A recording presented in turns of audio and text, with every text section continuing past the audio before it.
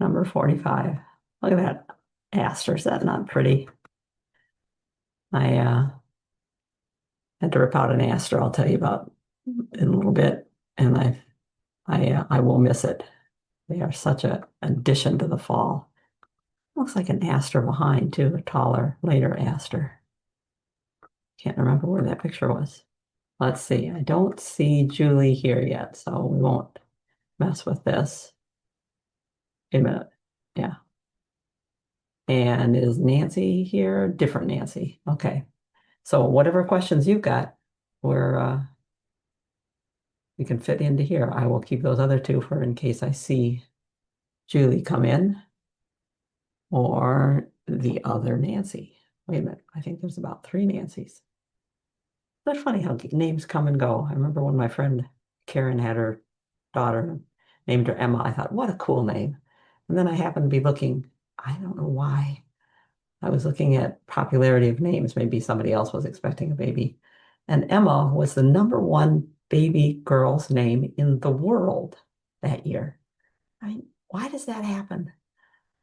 We tried to figure out why Janets were so popular when I was growing up. There were every sixth or seventh person was a Janet, a Jan, or a Janice. And we don't know where it came from. People said, well, maybe there was a singer or actress. I know I have a couple of sisters that with two or three of us, we make one of those singing trios that were on Leonard, well, variety shows back then. Back were they on?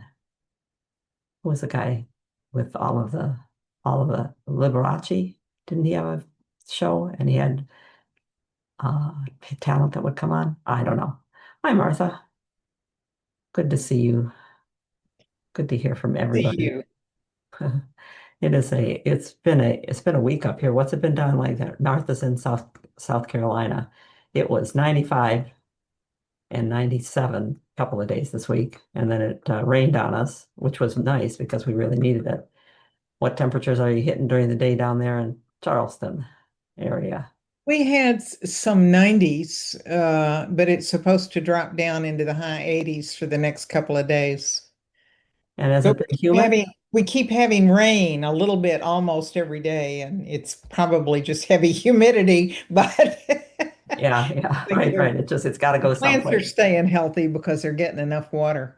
That's good. The That's grass is yeah, growing. I was worried about some of the plants here. I said, come on, I know you guys are all drought tolerant, but this is asking a lot of you, really. Uh, Yeah. yeah, I am and of course it was thunderstorm, so we had one of our dogs hiding. The other dog has been sick this week. I am behind on everything here that I have in front of us because the dog has been very sick, and the dogs are they were our kids before we had kids, then we had kids, not, and we had kids and dogs. Now we're back to just dogs, and they're our kids again. And it's been a lot of work cleaning up after a sick dog and worrying about her. She seems to be much Oh, better yeah. now. We let her out on the deck um, when it was not thundering or anything to scare her. And she actually barked at something. Went, oh, good. I guess she's better now. She's got her found her mouth again. Oh, somebody's got their hand up. So thanks, Martha. Go ahead, Barb. Hi, I just wanted to continue the saga of the boxwood moth. Good. Um, the Blue Jays are still, hanging around, trying to get what they can get. But in addition, there is a black feral cat that I can see in my security cameras. And what the cat does is chase the moths and eat them during the Whoa. night. So, Whoa.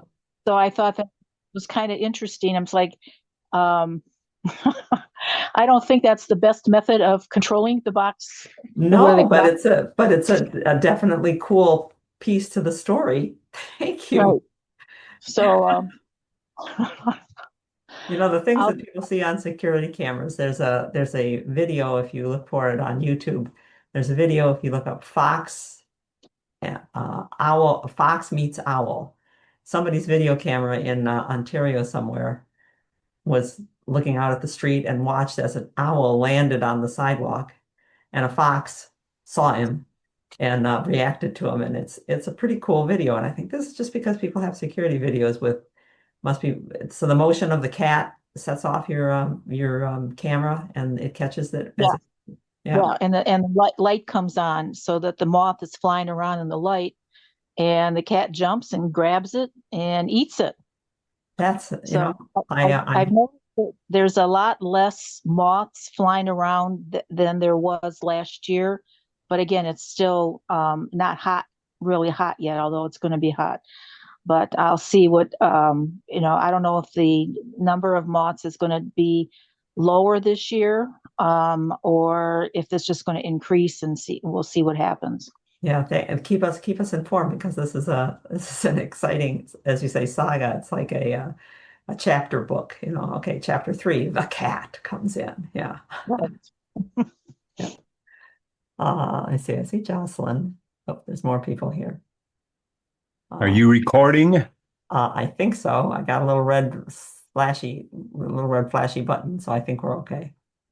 Um, okay, I will tell you what's up here. Nancy, if you're here, it's a different Nancy than the first one that was here. Ed Sullivan, yes, Ed Sullivan was or Ed Sullivan, he was in the 60s. Was he in the 50s?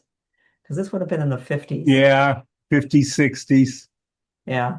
The Lennon sisters was one group. Lennon sisters and something else. Anyway, a different Nancy sent in this leaf from her overcup oak that we worked on last year with taking a girdling root out and lowering the level of the soil around it. Its leaf is much bigger than it was last year. Not full size yet for a young overcup oak, but it's much bigger. It is still chlorotic, and she said, "What can we do?" Now, the chlorosis, which is like anemia in people, there's enough or there's more nutrient getting to the vein, but it peters out by the time it reaches all the cells further out on the leaf. So the cells further out are paler because they're not making as much chlorophyll, and probably because they're not getting the nutrients. Now, that can be a nutrient deficiency in the soil, and that's one of the things that soil tests will tell you that you're low on. If you do a micronutrient test, it might tell you that you're low on magnesium or sulfur. But it can also be a problem of root insufficiency, which is totally the case with this tree. We had to cut off two big roots, and it had twisted roots of all kinds in there. If the tree doesn't have enough root spread out, then it can't possibly get enough nutrient. If you've got a chlorosis problem and you think that it has to do with roots, and you've addressed the roots as well as you can do something a little bit like bypassing the root system, by mixing up a liquid fertilizer that has micronutrients in it. And that'd be something like Miracle Grow for acid-loving plants. If you flip it around and read the ingredients, you'll see it doesn't just have nitrogen, phosphorus, and potassium, but it has boron and sulfur and magnesium and manganese. It lists quite a few things.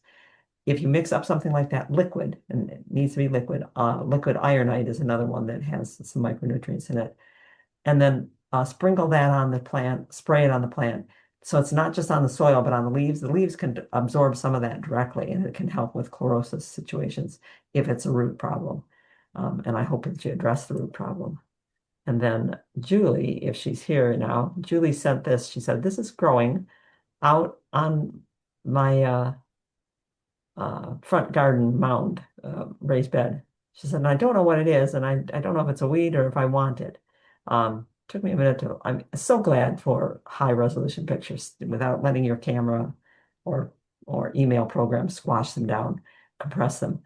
Because I looked at this picture and went, wait, there's something still there. I said, oh, it's a blue or violet flower. Wait a minute, I know that. We even talked about creases on the leaves. This is an iris relative called blue-eyed grass. It's a native. It's just finishing blooming in our garden at the Waterford Township Library and here at my house, but it still has a few flowers that have just opened, and those are the seed pods, those lumpy orbs there. I would say you want to keep it. I happen to like blue-eyed grass. When it is blooming, it's just one of the sweetest little flowers. It's only about, what would that be, 8-10 inches high. It's very good in wet areas, but okay in a regular garden. So it makes a nice little edging plant and a nice blue early in the season. Are there any other questions? Nothing so far, other than the Ed Sullivan, which I think I wasn't here Oh, when I that was trying to, occurred. um, people asked about why we were named what we were named, and I think Kathy, Linda, and I fit one of the singing trios that was popular at the time. Oh, the Andrews sisters The or Andrews or the Lennon sisters or this somebody or other. whoever And I was was on trying, Not Art Linkletter. Liberace had a show. No, who was it that Grandma had to watch? She had to watch he was the conductor, Lawrence Welk. Lawrence Welk, yes, that would be the show that my parents watched too, and that had the singers on it. Boy, we date Grandma needed to ourselves. watch Perry Mason and Lawrence Welk, and at the same time, Papa wanted to watch Beverly Hillbillies and Hockey Night in Canada. Guess who won? Poor Papa, poor Papa. We got the small TV, Grandma got the big one. Yep. And big wasn't very big back then. Why I look at TV McGuire now. sisters. Yeah, that's another good one. Which one? McGuire sisters. That's another female Oh, singer. I didn't know them. Yeah. Okay. All right. So if there's any questions, we still got a minute left here. Barely a minute, but it's a minute. I was explaining earlier that we have had a very sick dog in the house this week. Plus, it was uh, uncomfortably hot out. I was out for only about an hour and a half on 2 days, and then raining on us the other days. So I'm behind. I don't have enough things to talk about. Well, that's not true. There's always things to talk about, but we didn't. A lot of them are things we still need to do. Yep. Did you change and sit in a different place, Steve? I see a different part of your office there. Yeah, I used to sit facing, And I was looking at your bookshelves. Okay, so yeah, at your closet. but I use the bigger screen, but the bigger screen doesn't have a camera on it. Ah, So I have to go back to the little screen when I'm doing this. the things we get used to having is just by rote. Okay, everybody here, make sure that you keep yourself muted and your camera off. So there should be a slash through both of them. Chat a question anytime. Steve's watching for that. Or raise your hand if you want to talk aloud. The chat, remember that you should chat to everybody. And remember that if you hit return, if you're a typist who hits return when you think you're at the end of the line, it's going to break your chat question up into pieces. And sometimes if there's a lot of chat going on, it gets separated widely and it's a little hard to put it back together again. So address everyone and don't hit return. If you want to raise your hand and talk, look in reactions or in your participants menu. And if you raise your hand, you'll pop up to the top of Stephen's list on his computer, and he'll know that somebody wants to actually join in aloud with us, which is great. We like that. You can take it away, Steve. Good evening and welcome to Free4All Friday. This is our 45th edition of having all gardeners come and celebrate growing and help us cultivate problem solving. Yeah, we're coming to you from A-to-Z.org.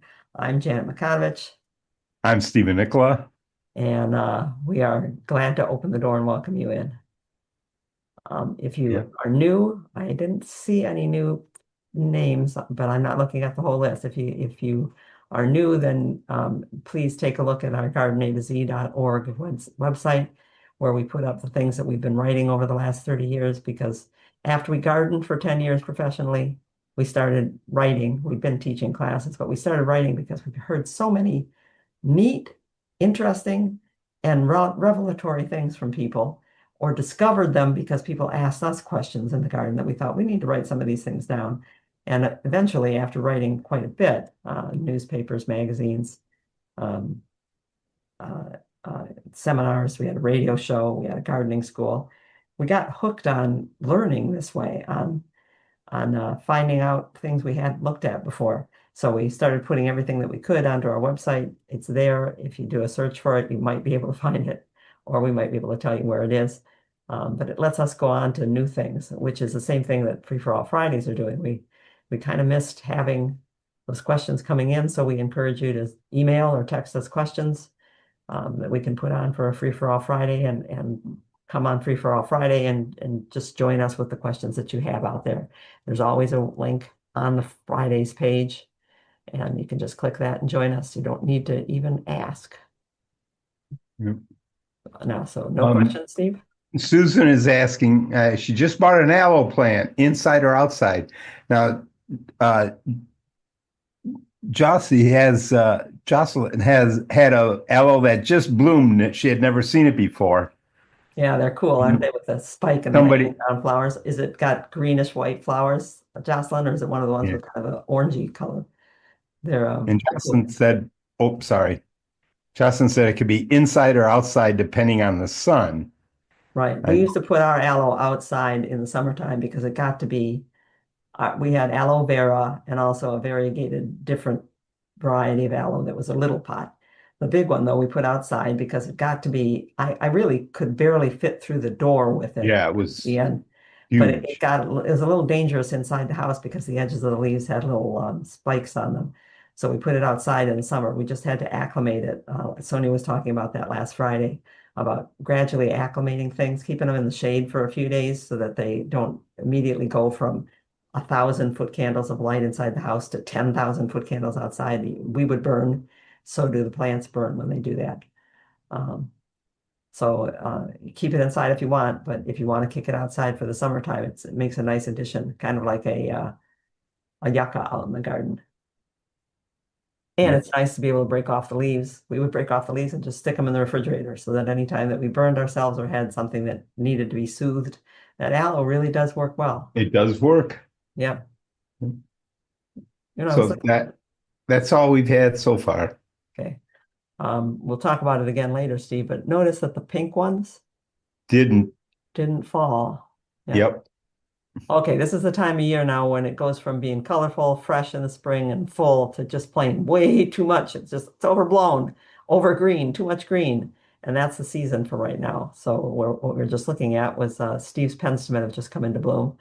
And the pussy's toes here with their basal foliage, but then tall flower stalks and going to seed are kind of distracting from the show.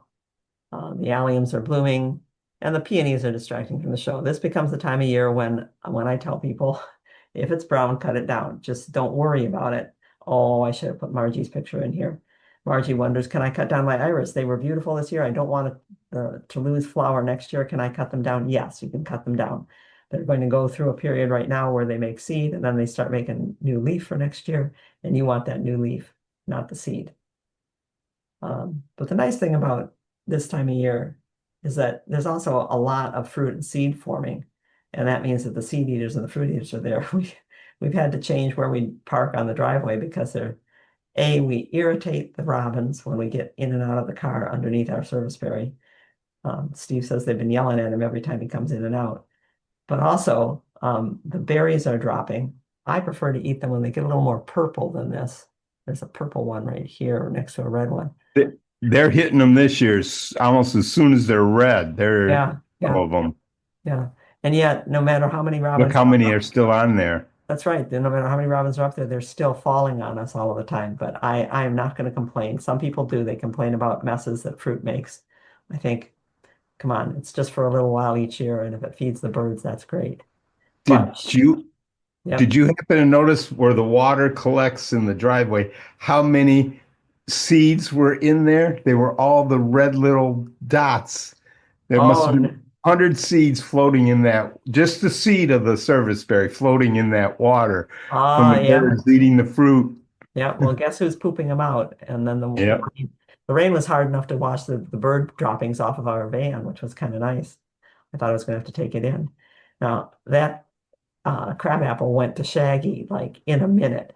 And I Yeah. didn't go, okay, got to go out and cut. This is the problem of having things that are too big for the spot, is that you're stuck with having to cut them all the time. But we didn't want to give up a mature tree of a type that we like, Louisa. So I keep her cut. We'll show you that later on when I get around to doing that. It's also the season of abundance. Steve told me that when he was pulling in at dusk the other night, before we pulled in a few times, he couldn't even tell where the driveway was because it was so covered. It was orange. Yep, underneath our white pine. Those are all the male cones on white pine. On a lot of the evergreens, the pollen is formed on one set of flowers, cones, and the other cones form the seed. So you have male and female cones.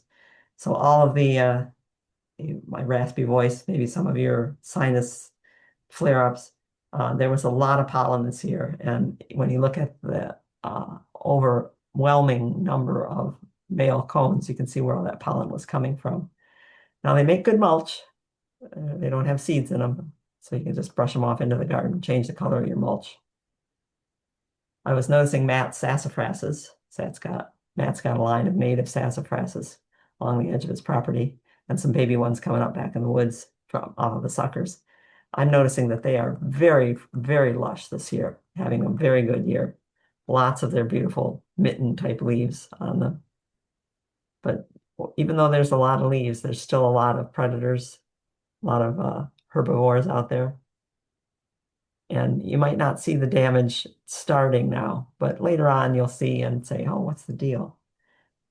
But it's still a good time to watch for that. I'm looking at our big leaf aster that we brought back from the cabin where we go up in the summertime. It's a native aster. And I have never seen it do this in the woods, come up this high. It's interesting to watch what it's doing. It's pretty. It's got its buds set already. I'm blooming in September. I wonder if it's going to hold those buds for that long. It's fun meeting a new plant. We get to go out every day and say, "Oh, so what are you doing now?" And sometimes a new plant in a totally different condition than what it's used to growing in. Yeah. Well, I guess there's a lot of sandy, dry soils up there, but we have it in woods under a serviceberry, not underneath what were we walking under there in the pine porcupines. They were working under several kinds of pine. Yeah. Some beech. Yeah. But a different woods. Some of the plants that are new that we meet, we go out about this time of year and go, are you one of those? I mean, it's just neat that you need new things. And it's kind of sad to see things go, to say, okay, there were the lupins looking good, even though they've been blooming for quite a while. These bottom part bloomed first, and they're continuing up, and now they're done. There they are back there. But there's other things coming. The salvia is still blooming. The veronica hasn't even started. The coreopsis, threadleaf coreopsis, behind the salvia hasn't started yet. There's stuff coming, and if you use your foliage wisely and your shapes and textures wisely, you still have interest in the garden. Even though the interest in the garden might say, come in here and deadhead me because I don't need 4,000 lupins. I would like to keep the foliage. More. Nice. Yeah. There's a lot of plants out there. Our veronica is losing it to the veronica's leaves are here, a grayish leaf, but they're being overwhelmed by the ground cover. Do I rescue it, Steve? I have to take this thistle out. It seeded itself in there. There wasn't thistle there before. I don't know. I like the ground cover. So it's easier for us to take. That's what we put a ground cover in for. Yeah, maybe I save this is the veronica incana or gray leaf veronica. I do like its color blue. And you see that there's stuff coming later because it's been blooming for a while. There's a lot of seed pods forming underneath the spike that's still there. But the Bells of Ireland, the annual that seeds itself, is just coming in there. See how well it stands up to that ground cover. Yep. And the potentilla's been bloomed across the gap, time from one thing stopping.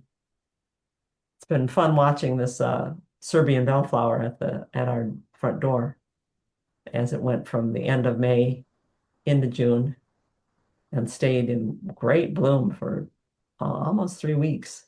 Now it's still pretty. Our brother-in-law asked about it the other day, Steve. But you can see that there's a lot of seed spent flowers in there now. So it's just about done. What do I do with but it'll be spotty bloom all summer. Yeah, what do I do with it afterwards? If you trim it back, so you just kind of take your scissors, and scissors work pretty well with their little thin stems, and just shear it and leave some green, it'll bloom again. Not nearly so heavily, but there'll be a few flowers on it. And if you want to know more about plants like this, I hope that you were here when we talked to Richard Hockey from Chicago Botanic Garden about the plant evaluation notes and how you know what a good plant is. If you didn't, take a look at the well, I guess you have to be a subscriber to take a look at the recording. But you can also go on the Chicago Botanic Gardens website and in the search field, put in Campanula plant evaluation or put in Hemerocallis plant evaluation, put in the name of the plant and plant evaluation, and you're going to get something that tells you which ones they've looked at. Blue Waterfall, it's a 4-star plant. Shape of the flower, how big it is. And that one, for instance, Blue Waterfall, started in early June and had some flower on it all the way into early September. Had heavy flower production, height and width. There's also a chart that tells you how well it did over the winter time. I mean, this is a great performance appraisal for plants. Now the goat's beard is now pretty much done blooming and gone to brown, but I wanted to bring back the flowers here of our one in the front, which is usually a great pollinator plant. And this year had pollinators on it, but not so many as before. And I told you that I was looking to see, is it a male or is it a female? Because goat's beard is called child of two worlds because it has male flowers on one plant and female flowers on a different plant. So I wanted to see what it is. I've read that the males are showier. So this is a plant from our backyard with flowers that kind of droop down, come out and droop down. That's not wilting, they droop down. And if I look at that under a magnifier, so you're looking through a magnifier at the flower, or the one in the front, which has straight spikes, and look at those flowers. The one in the front has no pollen. These things sticking up here are called the stigma, and that's a sticky receptor for pollen. When a pollinator comes to get the nectar from at the base of those stigma, they put pollen on there. So some of these have gotten pollinated. Let's see, brown on them. This is the flower of the one in the front yard, and that's pollen. See, not a stigma, not a clubbed shaped thing, but pollen there. So we have a male in the front yard, a female in the backyard. And yes, showier in the front yard, the male, because of all that pollen and all of those anthers sticking up with the pollen on them, and less showy if it's a female. Now, what's maybe more important if Anne is here, because Anne said I had a front goat's beard and it's seeded all over the place. We haven't seen that happen before, probably because I only ever use one goat's beard most of the time. I don't have multiple goat's beards. If you do have multiple goat's beards, because you don't have to look with a magnifier, you can look at the female has flowers that droop, male has flowers that stand up. Buy your goat's beard when it's in bloom, and you will know if you have a male or a female, and you can know to buy all the same kind, and maybe you won't get so many seedlings coming up. No questions coming in. Yeah, we have a couple. Jean says her poppies took a hit with this rain. Should I cut back? Got hit and they're bent down, you mean? Yeah, Yeah, the that's thing what about that's what I assumed. I didn't assume they broke. I assumed they just bent. the poppies aren't going to bloom again if you cut them back. So it's up to you what you want to do with them. I tend to things get beaten down. I cut them and put them in vase and admire them inside the house for a while, unless it's a pollinator plant. And then pollinators will come even if it's kind of laying down or crooked.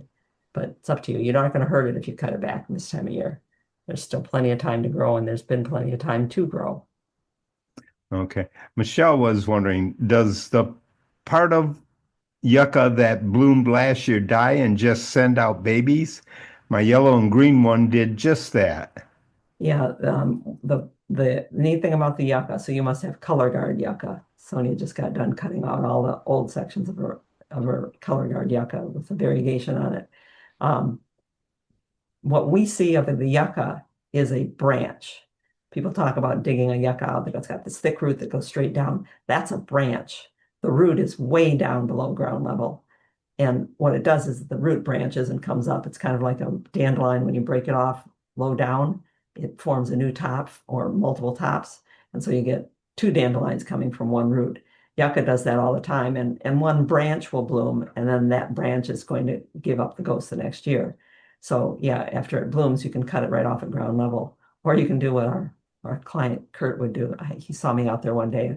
I had a little saw and clippers, and I was clipping off parts of the yucca that were old and sawing some of the others. And he said, he stood and looked at me for a minute. He says, I just put a chain around it and yank it off with the truck. It just pulls it off because all you're breaking off is leaves. So yeah, you can just cut those off. Also, Nancy was mentioning they have lots of white mulberries falling. Do birds eat those? We haven't seen any. You know, I've noticed birds in the mulberries, but I can't say I've actually seen them eating them.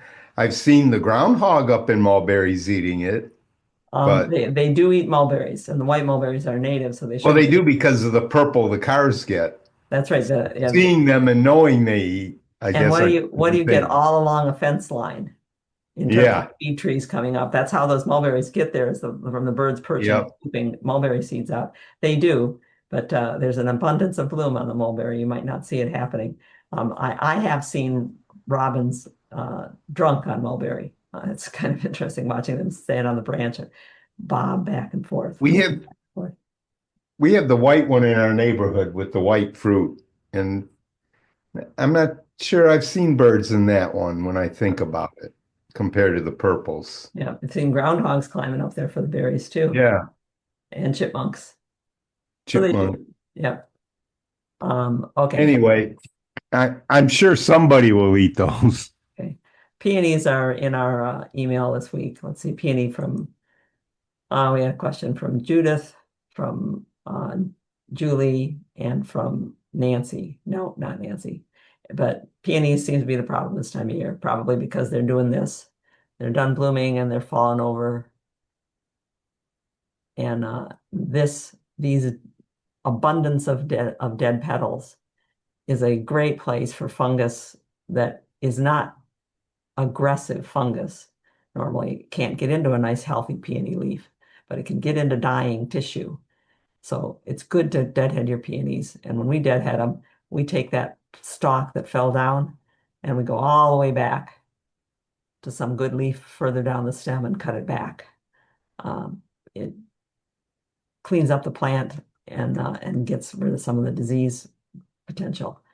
So what you're looking at, if you're looking at little brown buds that didn't open, or you're looking at flowers that were beginning to show color but didn't open, you're probably looking at botrytis infected buds, but they might also be nematode infested buds. If they are rotted on the outside and you cut them open and there's still a little bit of green on the inside, that's botrytis. If they didn't open and they're green on the outside and you cut them open and they're brown on the inside first, it's nematodes. And it does make a difference because the botrytis is a little easier to control than the nematodes. Botrytis makes purple brown splotches with a reddish edge on them, first on the leaves, and then eventually it comes onto the stems. And that's from spores from things like dead petals and dead peony buds splashing their spores onto the rest of the plant. Now, if that stays on the stem, it gets into the vascular system, into the tissue, the channels going down to the roots through the stem, and will get into the root, which you don't want to happen because then every time the plant sends up a stalk next year, there's already botrytis spores on it, just waiting for things like a frost to kill a bud tip and cause it to have a place to live. So this is botrytis with the purple brown splotches on it. This is just some chlorosis peony that maybe needs a boost in fertilizer. This is probably nematodes on the roots of the plant. Nematodes on the leaf or the bud. See how the color stops right at the vein? That's probably leaf stem nematodes in the peony. And it's a different pattern. Now, the leaf stem nematodes do things like this. Whoops. And you don't want to have that over the year. So the way to control leaf stem nematodes is to cut off all parts that look like that. The way to control botrytis is to cut off all parts that look like that before it spreads. So deadhead them and get in there and clean up your peonies. You can be stingy and take off just the discolored leaf, but you're better off to take off the whole stem in case it's already gotten into the vascular system. And what you don't want is you don't want to see it go into the fall as you're going to fall and you still have a cut. Because then when it descends into the root, do you see the hollowed out part here? That's where botrytis ate away at the root. And its spores are sitting there ready to just put themselves on the tip of this bud as it comes up and makes the stem for next year. So you want to cut that out before it gets down into the root. Otherwise, you have to clean up the peonies later where you cut off and keep just the piece with a bud, and you take a knife like we used to use, a paring knife and the scraper and a potato peeler to clean out bad parts on a potato. You got to clean it all out, put it in a little bit of 10% bleach solution and wash it off and put it back in. You don't want to have to do that. That's more trouble than it's worth. So don't let botrytis get going. So this is in August. Debbie and I are cutting Burdett's peonies back. Anything with a spot on it, that's a hibiscus behind her. They're going to take over the color later on, but the peonies are done. So anything that had a bud that didn't open, it's got to go. Anything that has brown splotches on it, anything, take them down. Just cut them. That's hibiscus peony, hibiscus peony, hibiscus peony in our friend Burdett's garden, and that's how much peony came out. It's a lot to cut. It's all right. It doesn't hurt the plant. It's going to be back next year in full strength. Also, when you cut that material, whether it's the nematode or the botrytis, is that material compostable, or would it be better to discard it? If you're doing a hot compost or you're sending it to a municipal compost and hot compost, that's fine. If you don't hot compost, then you want to keep that stuff well away from any part of the garden. Or you want to bury it 18 inches deep. Yeah. So if you're not hot composting, your municipality will, you can go ahead and Yeah. set it out in the bag, though, right? People ask me, how do I know the municipality is hot composting? I go, look at the trucks that are picking up all that stuff. Where do you think they have to compost that down fast, hot, in order to get rid of all that stuff? They just can't keep it and keep it and keep it. Yeah. Um, yeah. Nancy has a hand up, but you might want to finish what you're Okay, I'll finish because Judy sent in pictures of her peony. She talked about this last Friday and said one peony is discolored and small. This looks like root knot nematodes on the peony, which is much harder to take care of. If you dug up that peony, you would find that the smaller roots have nodules on them, not like pea plants have helpful bacteria living on the roots, but these are nodules that are formed by invasive nematodes. And this can happen. Burdette, for instance, she was just desperate to keep her peony, so we took it out of the ground in the fall, cut off all the top, took the roots, cleaned them up, and then put them in a solution of iodine and water. I can't remember how much. It wasn't very much. 3 milliliters, so a dropper full of iodine in a liter of water, and then let them soak for a few minutes and put them back in, because you have to do something to try to get to inside the root. So you need the root to still be living, still in the fall when it's still active and absorbing stuff to absorb that iodine in the water. But this can happen. It just does happen to plants that nematodes get unbalanced in the soil and the bad ones get a hold of the plant. This might be botrytis, this bud that didn't open. It got damaged and botrytis has set in. Any peony that has finished its main bloom and still has some blooms on it, don't wait for those to open. Most of them are not going to. Just go ahead and cut them back. Okay, Nancy's got a hand up. Yep. Go ahead, Nancy. So what you exactly just said about if there's more blooms but they haven't opened, just cut them off. That was basically my question. Okay. Could you go back to the previous picture that you just showed? This one? Yeah. So right where the hand is, that brown spot. Now, on the peonies that I just saw today, all of the petals on the tips of all the petals, the flower looks like this, but then on the tips of everything is brown. Is that? Yeah, something damaged that bud while it was forming. Maybe it got hit by one of the cold nights.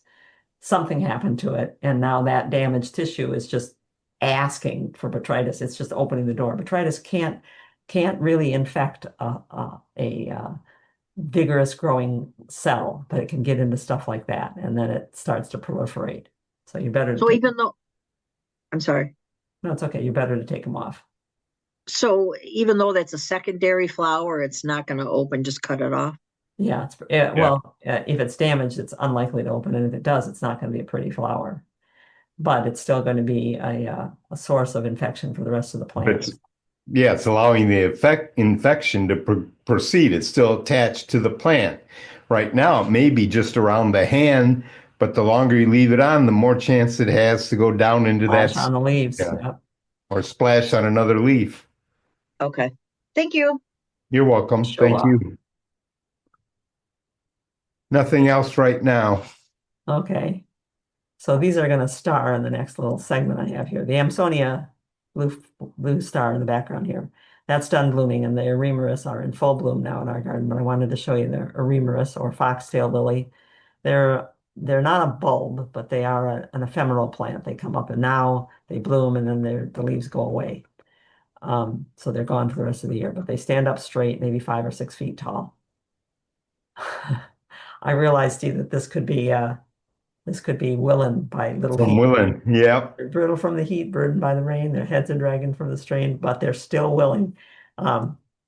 We had To be moving on. we had Sorry. a lot of heat and then a real heavy rain, which was good because we needed the rain. And those foxtail lilies over here became, well, let me see who carries their tail down like that. Actually, foxes do carry their tails kind of down like that. Yeah. But they're so full of flower buds and flowers that all that rain on there was very heavy and it made them bend down. The heat forced them. They bloom faster than last year. Last year they were going about that far every day. This year they were going about this far. And I think that's part of the reason why it got heavier. Yep, all that seed there. So they bent down. Whether they'll straighten back up again, I don't know. But the ones that bent all the way over, see that? Bent over. There's a couple that broke. Yeah. There, just cut those and put them inside. I always, when I bring these inside, or a delphinium or a lupin, I cut off the ones that have already bloomed and just enjoy the ones that are still blooming. Yep. But that's going to happen some years. I mean, that's the way it goes. It was a very cool, moist spring. Things really shot up high. They got very lush and heavy, and they are more likely to fall over then. Well, it was with me. I'm walking around and I look at this penstemon and I go, boy, aren't you a pretty white flower? But you flopped. The other ones that were pinkier or different, they didn't flop at all. Yeah, for the most part, so there's our something. penstemons stand up. And I was told, well, it's because it's in the shade. I said, no, these guys are in the shade too. They put themselves there, and they're in the shade half the day when that crabapple is shading them.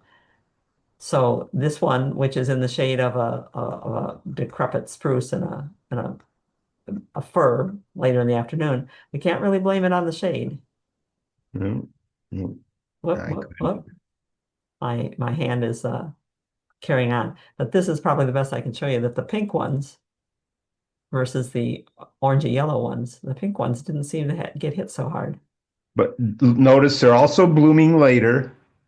Yeah, Right. you're right. Didn't have And the they're seed not, pods they're on it. blooming that little bit compared to how It's much. fun watching this stuff do this. Yep. But the Well, it's like penstemon are the stars from the roadside. And these are supposed to be their backup singers. they don't do a bad job. Yeah, usually they're pretty impressive back there. But this is the way of it. Every year is different. Every year the gardener says, you should have been here last week, or, oh, I can't wait till next year. We do that all the time. Yeah. Are there any questions coming in? Yeah. Sue is wondering, will Amsonia bloom again if cut down? No, Amsonia blooms just the one time. Yeah. Kind of like peony. I think it needs a cold season. It needs a cold rest over winter before it blooms again. But it will seed itself around less if you cut it down. I try to cut ours off. The new growth comes up and covers the seed pods, and people forget that they're there. But boy, they are prolific seeders. Yeah. Diane also is saying, in late May, I cut back by 1/3 her Little Bang series, Mercury Rising and Star Cluster Coreopsis, so they're a little more erect in bloom. Some still do flop. Did you say you have a rule of thumb for cutting back something like 3 times by the 4th of July? Is that just mums? The Coreopsis is just now starting to form buds. Should I try cutting them again? If you're cutting things down because you want them to bloom a little later, then the 3 times by the 4th works for us in the northern latitudes. Because what you're doing is you're trying to do all your cutting back before the plant really feels the switch in days getting shorter. Because as days get short, you can't really stop those buds from coming.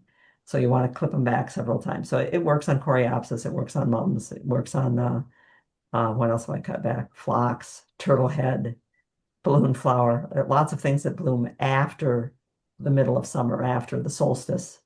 It's hard to think of June 21st as the middle of summer. It's the beginning of summer, but it's the time when the switch happens.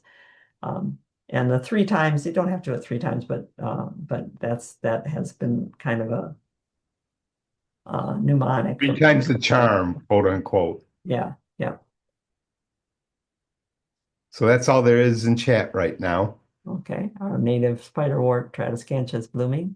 Oh, turtlehead can be cut as well. Nancy asking quickly. Sure, yeah, yeah. Oh, yeah. Turtlehead is very cute when it blooms. An obedient plant. You can cut them back several times, and they might be only 18 inches tall when they bloom. They're cute little things. I don't believe I have any pictures for this, but Margaret told me I better put it in.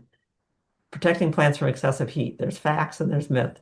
She said, I have heard so many times from people, oh, don't water in the middle of the day when it's really hot because you'll burn your plants. The water droplets sit on them and act as a lens and focus the sun, and that's baloney. There are some plants, beans are one of them, that if you overhead water on and the temperature is over 90, you probably are going to get some discoloration on the leaves. Beans are just sensitive to that. But most other plants, if you water and you're watering overhead in the middle of the day, you're cooling the air around the plants and allowing them to continue to photosynthesize. Most plants that are that have a natural tendency to resist heat damage do that by folding their leaves down. It gets hot and sunny, they let the leaves hang. We call it wilting. And people go, oh my gosh, I better water them. So they turn on the water and the leaves stand out because it's cooler now. You turn off the water and the leaves just gonna go back down again. They're when they pull themselves out of line with the direct sun, they're getting less sun on the leaf. They're losing less water through photosynthesis.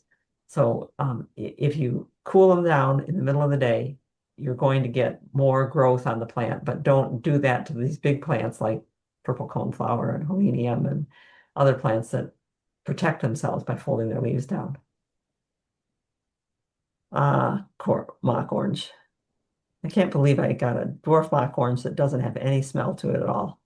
Well, you got the double. Yeah, and it's double, so the pollinators don't like it. Why is No. it there? It's back And there.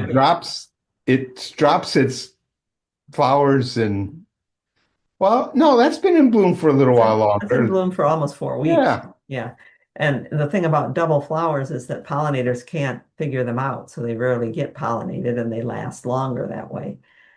It's in the garden though, Steve, because we planted one at the Waterford Library and it didn't do well, so I dug it out. And when I dug it Backup. out, I realized that there were 3 stems. They made the bush by sticking 3 cuttings in together, and the stems had wrapped around each other and were girdling each other. So I thought, I'm going to divide these up and see whether or not they do better. So I divided them up, and they did grow better. They'll become nice shrubs. We'll see. We'll see. At least they don't get eaten by deer. Yep. Mildew. Why is there mildew when it's dry and hot? People tell me mildew is because of water, isn't it? Stress. Pathogens can get in when a plant is stressed. So when it's hot and dry, you can get as much mildew started on bee balm and on pulmonaria and here on clematis. This is one of the small flowered clematis. You can see it just starting to bloom up there. But on the leaves, mildew. Is it going to kill it? Lots. Lots of mildew. They're going to kill it? No, it's not going to kill it. But it is going to disfigure the plant. It'll slow it down a little. Yeah. How can you avoid that? Well, it's a clematis. It likes to have cool roots. We could have kept watering it. We could put a bush out someplace where it would shade it. If even right there though, that's in Gary's line of his sprinkler hitting every single day. He doesn't turn the sprinklers on every day. Well, it seems like it. Okay. Anyway, stress. So if you stress a plant, which is why when people say, well, I have bee balm and I have to be real careful about watering it. No, bee balm likes steady moisture. It likes the soil to be moist all the time. If you put bee balm in a place where it dries down, then it gets wet, dries down, then it gets wet, you're going to see mildew on it, maybe worse than you would otherwise. Yep. I was looking at this picture from a couple of weeks ago, Steve, when the lupin was just starting to bloom, and Oh, thinking, yeah. it's because it's a new garden here for Tracy, for our neighbor. I did this garden for her. There's still space to walk between the plants, and I kind of like that better than there in our rain garden ditch. I have to tippy toe my way through and stomp on things to go through. I think That I'm going to start designing more things with deliberate space. space, deliberate space. Well, deliberate space now and deliberate space 4 years later is not going to be the same. Well, it's true. So maybe I have to maintain to keep the space open. Yeah. Yep. Yeah, especially now I've lost so much balance with the Parkinson's that I tend to squash things if I'm trying to stand real tight. Ah, how sad if you've got to take a plant out for the sake of its neighbors. This is going along the edge of and at the back of the end of our perennial garden area, the only area that I'm allowing myself to fuss around in. Is an aster, one of the few plants I brought from our old house. I grew it from seed from a Park Seed Company mix, and it's a very nice red violet flower. And I walked up to it the other day and said, you don't look right. Something's wrong. See the dead stems in there? They just wilted right at the base, and the parts that are still green are wilting and going down. This is aster yellows. This is a virus problem that the whole aster family can get. And it travels around by insects, sucking on a plant that has it, and then coming and sucking, kind of like malaria gets moved around by mosquitoes among people. And much as I would like to keep it, the whole plant, once you get a virus in a plant, the whole plant is compromised. I had to take it Well, out. I was going to comment, wouldn't you know that the virus would start right in the middle of the plant, not on the edges? Well, But I mean, that just to say, if you could take out just a stem that was right in the middle, but you can't because a virus is throughout the it's whole plant. systemic in the plant. Yeah, it's just the center was weaker. But all around that plant, like in the front of the garden, the scabieusa's just opening. Scabieusa's in the daisy family. Cup plant behind it's in the daisy family. Vernonia next to it's in the daisy family.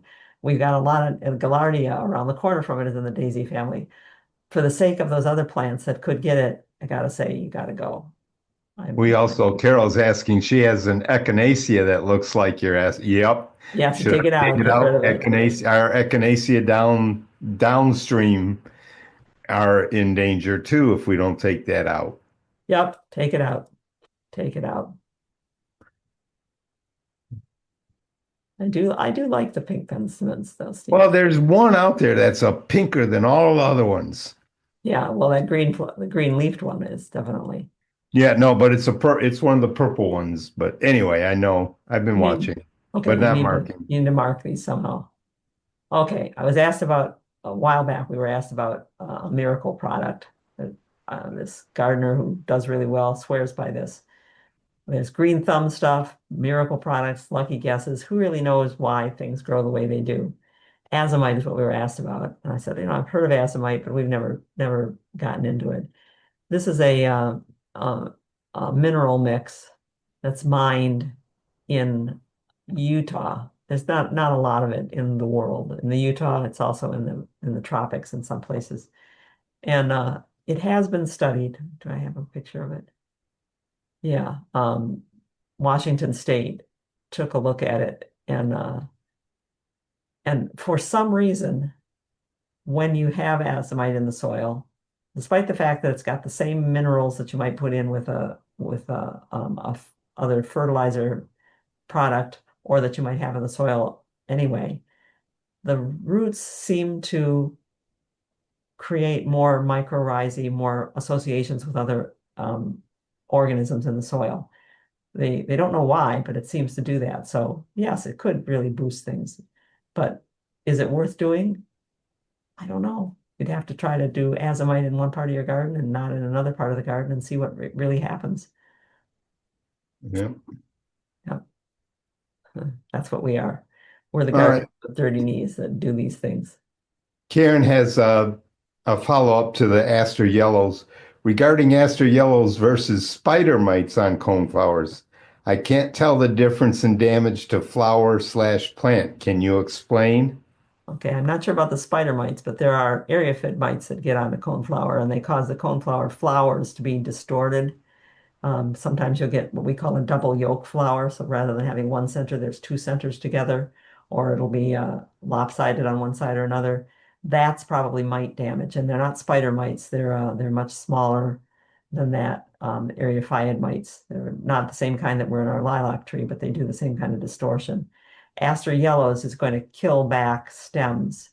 Sure, it can cause some distortion, some virus modeling on the leaves where the leaf has kind of a pattern of yellow and green on it. But they don't evidence themselves in the flowers as much as the aphid mites do. So if you got the flowers doing that, you probably have a mite problem, and you need to keep cutting those off so that the mites don't proliferate. If you have aster yellows, you need to take the plant out, and whole stems will die back on aster yellows. There's just no getting around that. Rudbeckia, echinacea. They're hard to give up, but sometimes you just have to. She says thanks. We had a question about bringing the top into balance with the roots. You transplant something and you clip the top back because the roots got clipped back. Is that fact or fiction, or is it choice? Diane was moving catmint around. She said, should I cut them back to good leaf like this, or should I leave them with leaves up? I know with woody plants, there have been studies that show that the tip growth on the woody plant, that tip at the edge of that branch, and especially the tips at the top branches, are creating chemicals, hormones that stimulate root growth. So if you clip the tops off or the tips off, tips of side branches, tops of top branches, you're taking away a stimulator for root growth, and that's what you want to have happen when you move something. So we don't cut back trees and shrubs anymore. There are still people who say that you bring the top into balance with the roots, and that was debunked in the 70s, 50s, 50 some years ago, but it still keeps coming back. On herbaceous plants, not quite so much. There's meristems coming from the crowns most of the time on those plants. But on this tulip tree that Deb and I, that's Deb in the green there, planted in honor of our friend Brenda, planted, we're memorializing her with 3 trees actually. That one, once we got the roots untangled from the pot that it was in and laid them out, see how wide that root's going to be as compared to what it was? So this is going to have a close to 8-foot diameter root run rather than just 18 inches. Just imagine how much more all those little nodules along that root are picking up stuff from the soil rather than in that container wrapped around and around and around. And competing with the others. So Yep. I question whether those roots and top were actually out of balance. They weren't out of balance, they were just out of place. But we didn't cut that back at all, nor did I cut back the 7 Sun that we put in. And you might notice that the 7 Sun is sitting a little high because our friend Tom, whose wife passed away, needed to go out and do the digging. He wanted to dig the holes for us, and he got a little carried away and dug them too deep. So we've set the plant on top of soil that we put into the hill, but it's going to settle. It doesn't matter that I jumped on it a few times. It's going to settle, and the plant's going to go down. We don't want it to be too low, but we didn't cut anything back there either. We prefer to let the plant tell us if it's going to lose a leaf or a branch. Let it do it and tell us what to cut off rather than we cut everything off.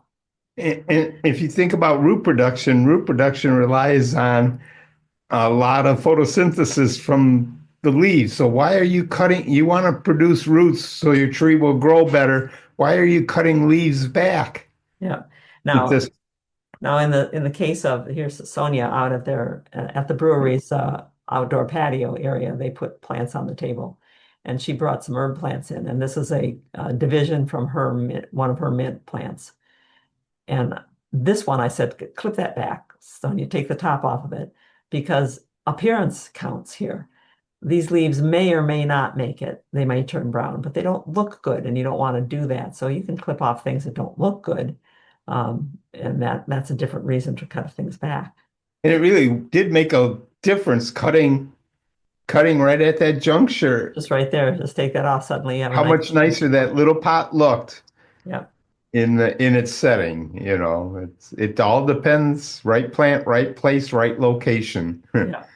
I have some starts of a shrub that has a running root that I took from where they went under the fence and came up outside the owner's yard.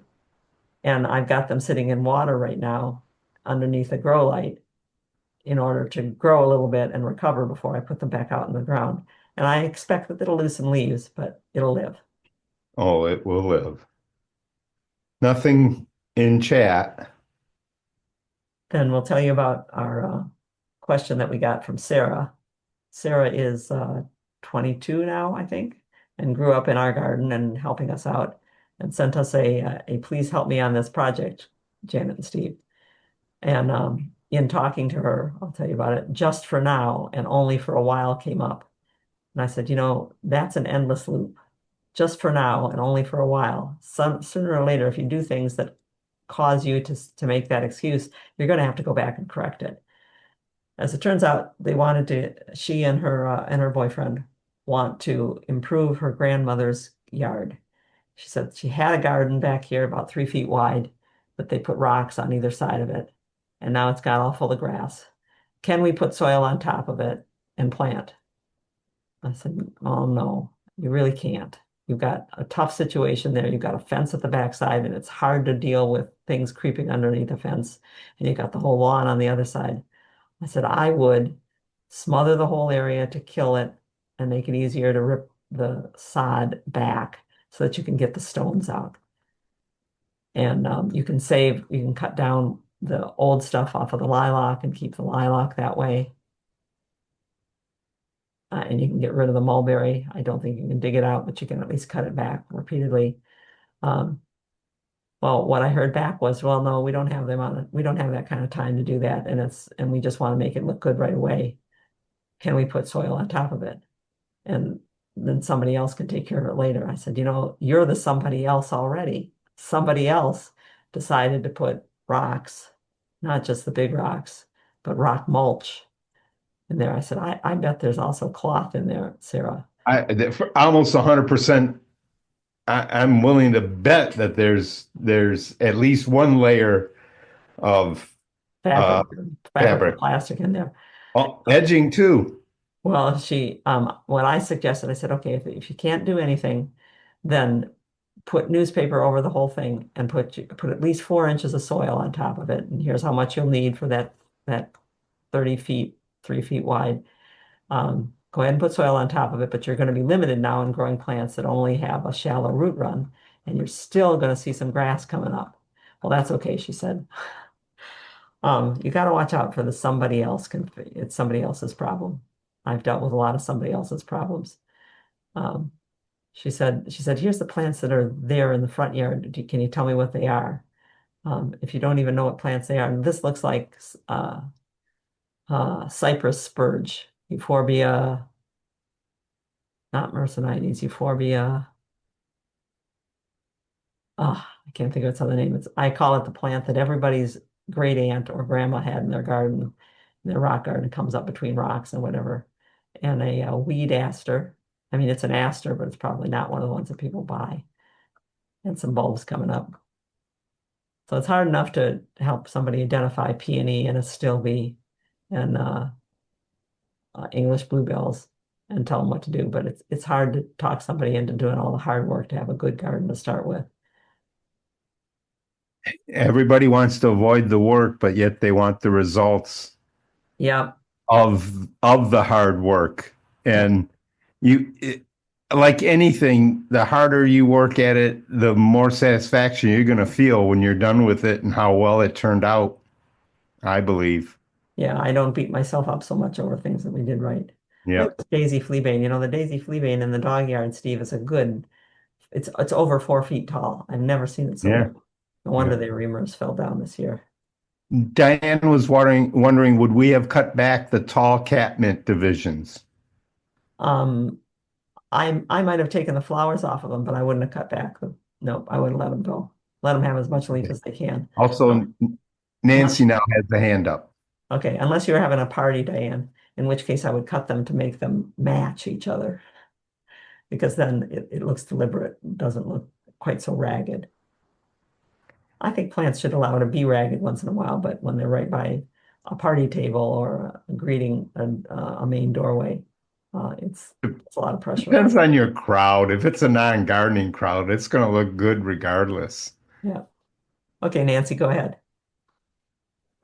So I actually have two questions, but I think the one I'm not going to ask, I'll just send you pictures. But I'm concerned that some hostas either have crown rot or some kind of fungus.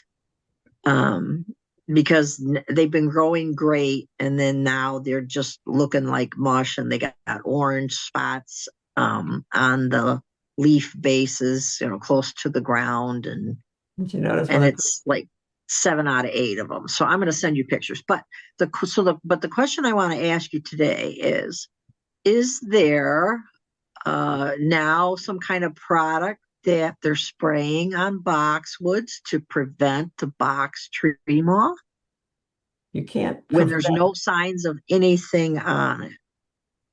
You can't prevent it, Okay. but you can put an insecticide that's a systemic insecticide on ahead of seeing the caterpillar, and maybe that's what somebody is doing.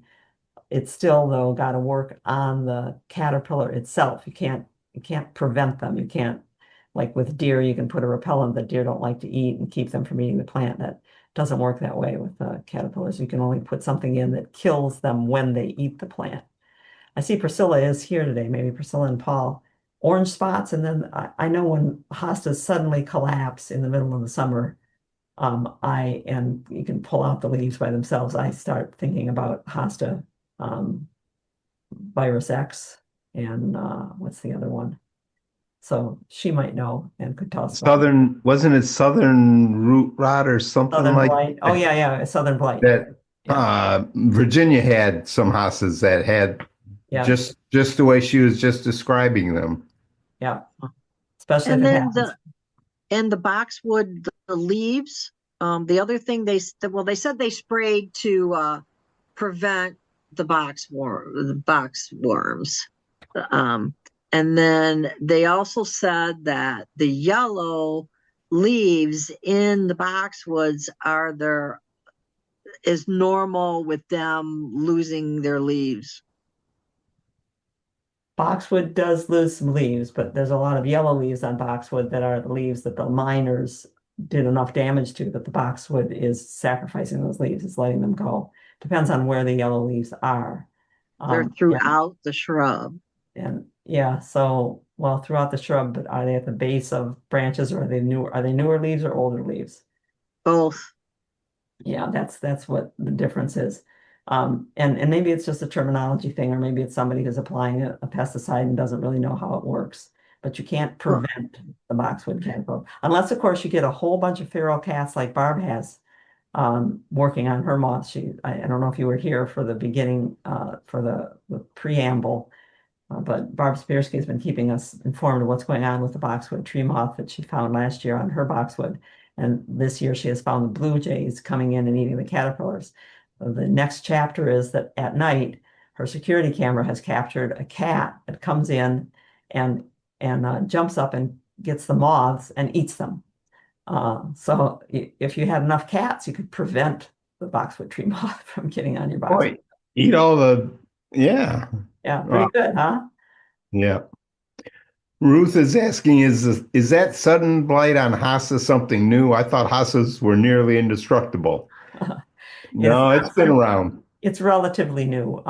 We didn't see much in the way of southern blight for a long time when I was first gardening. But as things warmed up and the soil temperatures are warmer now, southern blight makes it through and stays with more plants. And it generally attacks the plant. It proliferates as the temperatures get warm and the soil gets the warmest in the year. So you'll see a plant go down or parts of it go down in the middle of summer. So there's your hosta growing and growing and goes down. And yes, people thought hostas were indestructible, and they are pretty indestructible, but they can definitely fall prey to virus, to the southern blight is a fungus, to A real heavy infestation of slugs and snails oh yeah, and man, make them look pretty nasty. turn them into lace. Yep. Yeah. Okay. All right. Well, I see we are on time here Time. we can sign off. We had just one other thing and no pictures to go with it. Diane has a quick question. Do you cut back your false sunflower for shorter and later bloom? Hers is almost 3 foot tall and it did flop last year. You can cut it back. I haven't had to. Ours does not flop, and that might Yeah. be the difference between the sandy deep soil that we've got here and the heavier soil that you have there. Might also be the age of the plant. Can't really tell you. I don't have pictures of inexplicable dead spots, but I've been talking to Deb this week about dead spots in her garden and in one of her friends' gardens. And we had a dead spot in this yard. We inherited a dead spot. It's right where the front paths converge, Steve, between the fir and the pine. Mhm. And all I could figure after digging in it and looking for what was going on is that somebody spilled some gas there at some point. And it takes a while for that to get flushed out of the soil because now that dead spot's not there anymore. There's a dead spot in our son's yard. It's been there at least 10 years because when they put in the new septic, I thought, okay, that's going to take care of the dead spot. But it didn't. And it could be that there's something buried in there. Do you remember, Steve, the hedge at Rita and Ed's?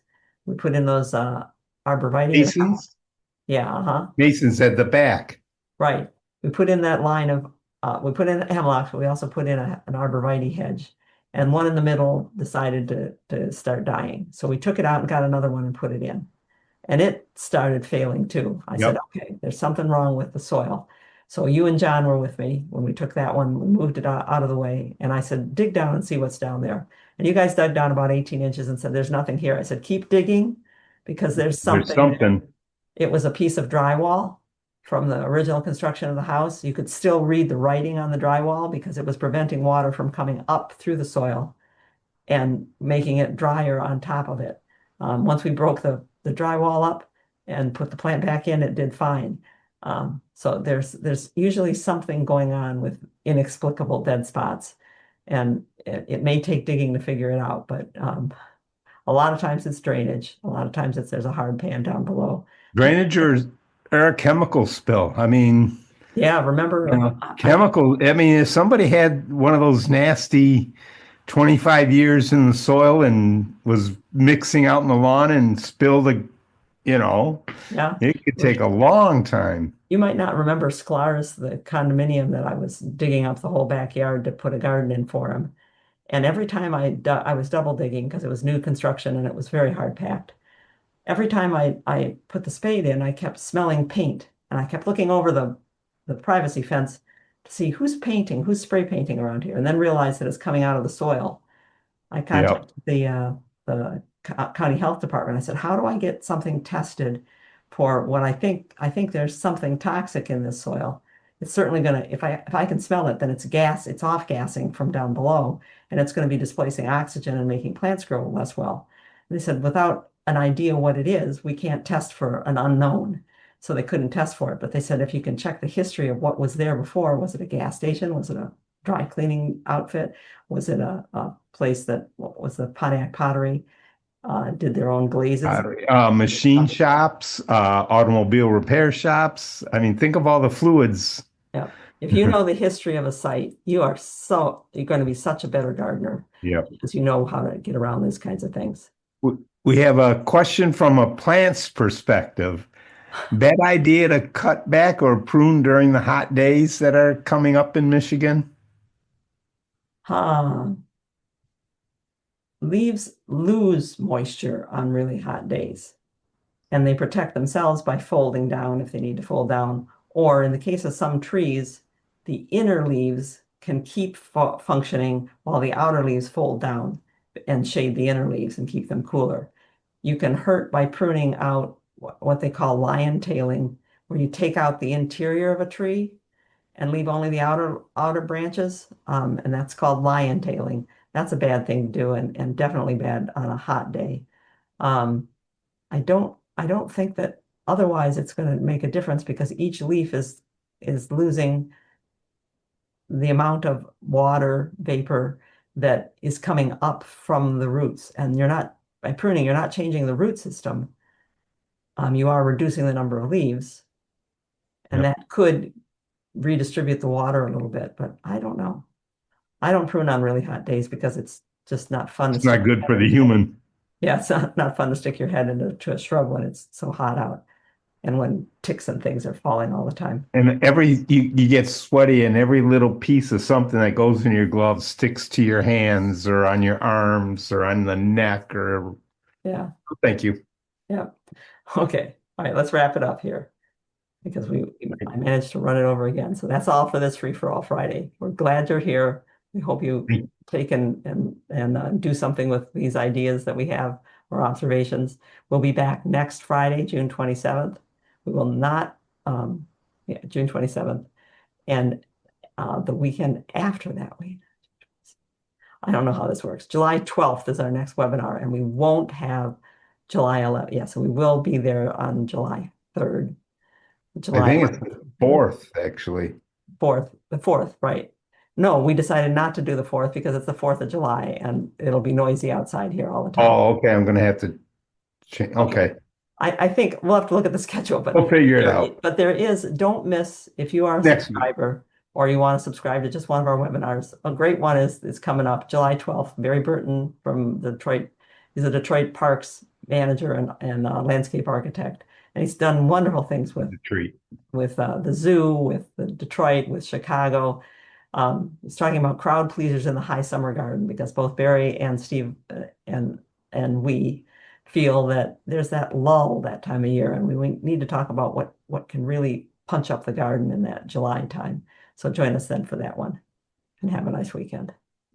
Thank you all. See you soon. Have a great weekend.